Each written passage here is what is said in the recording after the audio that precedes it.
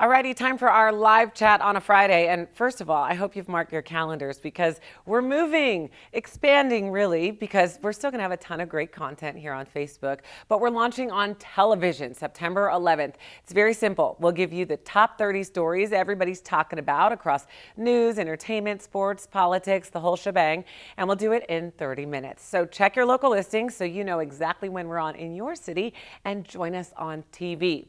Okay, so the story of the day today, the story of Doug Bergeson from Wisconsin.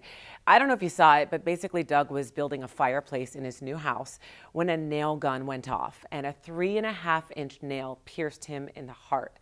Rather than calling paramedics, he drove himself to the hospital where he found out that the nail had pierced his heart but had just missed an artery.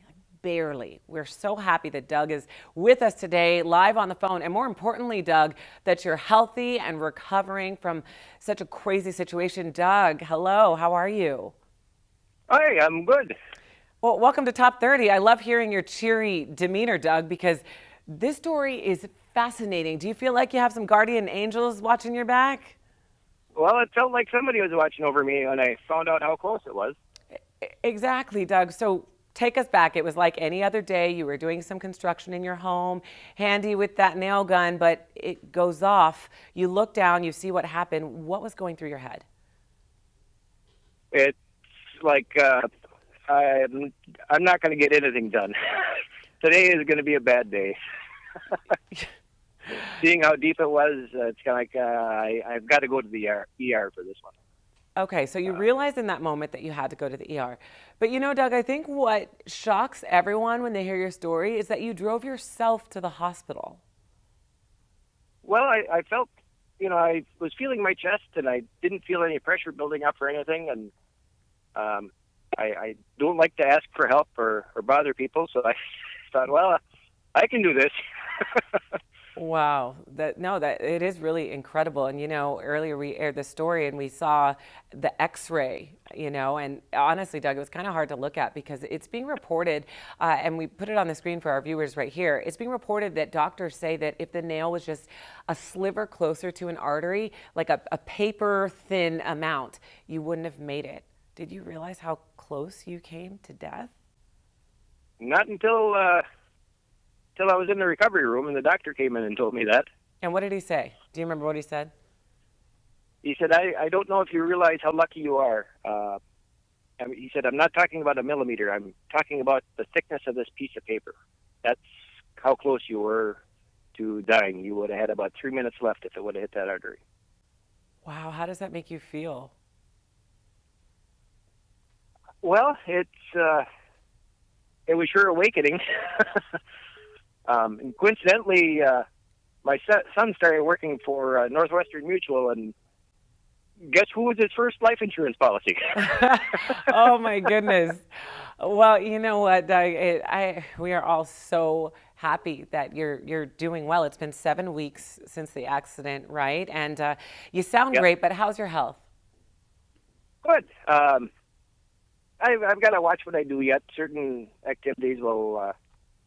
I can feel if it starts to pull a little bit, and I've got to change the way I'm doing things. But otherwise, feel good. Okay, take it easy, Doug. You strike me as the type to go and try and do more than you should. So I'm going to put my mommy hat and say, take it easy, Doug. Well, I get yelled at all the time for that. Hey, and you should. Is that your wife, this gorgeous blonde in this picture that we're looking at? Yes. Okay, well, she's going to stay on you. I trust that. Doug, I've heard traumatic experiences can give you kind of a new lease on life. Is that true? I'm pretty much the same old me. And you know what, Doug? Don't go changing. I think that attitude is what is helping you recoup from this so well. Well, and even at the hospitals, you try to keep a light demeanor.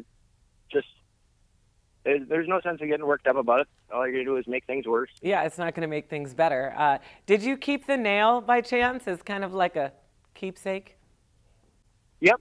We've got that. The kids said they want to make a shadow box with it. Oh, they want to make a shadow box with it. That is absolutely, that's a great idea. You've got some artistic kids there. Where do you put it? Right on the mantle? Yep, I suppose that'd be the most fitting place. Right above that fireplace. I told the doctor this. I put my heart in this house. You know what, Doug? Do me a favor. You come to Los Angeles. You stop by the Top 30 studio, will ya? If I ever get out that way, you betcha. Okay, I want to shake your hand. Doug, thank you so much for joining us today on the show. And we wish you well in your recovery, definitely. Okay, well, thanks a lot. Okay. Have a great day, Doug. You too. Bye-bye. Wow. You guys at home watching, please leave your thoughts and comments about Doug and just this incredible story. Just to think how close that nail was to hitting an artery, it blows my mind. So what do you think? Leave your thoughts in the comments and we will read them on air during our next comment roundup. For now, though, we're going to jump right back into top stories.